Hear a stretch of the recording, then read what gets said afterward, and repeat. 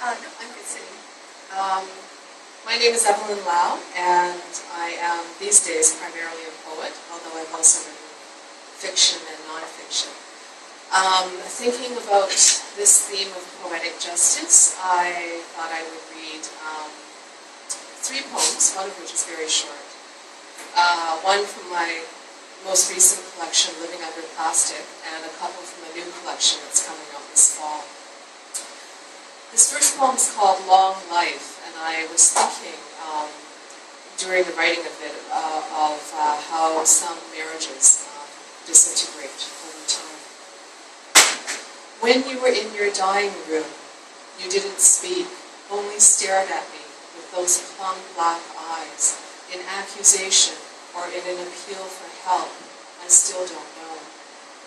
Later, one of your sisters said that a fortune teller in Hong Kong had foretold your early death, and I pictured you with your round, eager face, paying out coins to the fortune teller, only to be sold the bad news.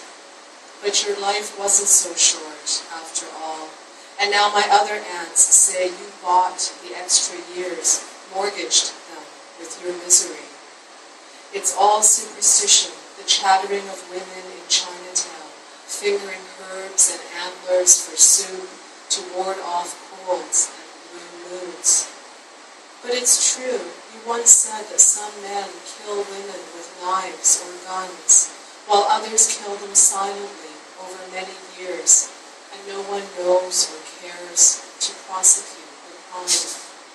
You were talking about your husband, the long years of bending to his will, so that your spirited life dwindled down to a room in the back of the broken house at the end of the dead-end street. This was where you ended up. My aunt, who was a young woman, traveled alone across America on a Greyhound bus, devouring the landscape state by state until you arrived dizzy, running a fever, full to bursting with experience. This very short poem that I'm going to read is called Fortune, and I'm not that good at writing poems to order, writing poems on commission, but a couple of years ago during the Olympics, a number of writers were asked to come up with either a short paragraph or a short poem that somehow encapsulated their experience of a part of this city. And I went for a walk on the seawall and I tried to think, what am I going to write? And looking out at the tankers, every time I'm down there, what I think of when I look out at the tankers was a few years ago when several of the sailors on one of those ships, they were Bangladeshi, there were 3 or 4 of them. They jumped the ship and they tried to swim to shore to start a new life here, and it was winter, and they all drowned. So this was what I wrote about.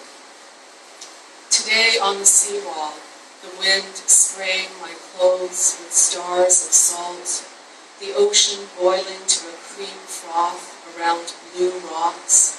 I remember that a man drowned in English Bay, swimming off one of the rusty freighters, striking out for this golden shore.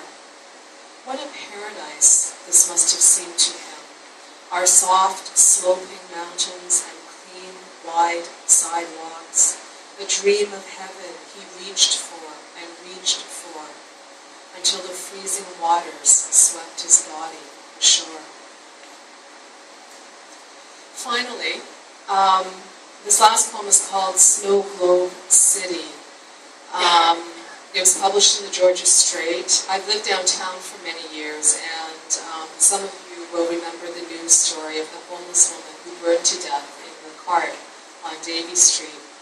And for months after that happened, I'd be walking up and down Davie Street getting my groceries, and I would pass the cement wall of the restaurant where she had lived in front of. And there was this smudge from the fire that was on the wall that was there for months. And it seemed extraordinary to me, that we all kept on going with our lives. And there was this reminder of this woman's death. Weeks of snow, the plants freeze, Green leaves darken to raisin, curl at the edges as if scorched. The ink in my pen thickens, won't write. At night we lie under a snowdrift of duvets, not moving, conserving the flickering flame of heat in our bodies. One wrong move and its bare skin on a patch of ice. The fire in my brain all night, the conflagration. 5 blocks away, a homeless woman burns in her cart, the stingy heat of a candle lighting up her quilts and cardboard, her long red hair. The crack and splinter of ice, the canopy of snow slipping to the sidewalk. You love how it muffles everything, stifles the sounds of the city, the gunshots going off downtown, the screams, the metal grid burning, fluff in the air, the eider-down sky, bundled strangers passing, eyes down, styrofoam cups steaming in their hands, pyramids of coats and hats and gloves and scarves, goose feathers in my nose. Tomorrow the bridge will be coated in ice the color of concrete. We will slip and slide across, cautious as the elderly, ashen ocean smoldering below. A swipe of charcoal on a cement wall, the only record of the woman's passing, the ghost shape of her life as it went up in flames. Thank you.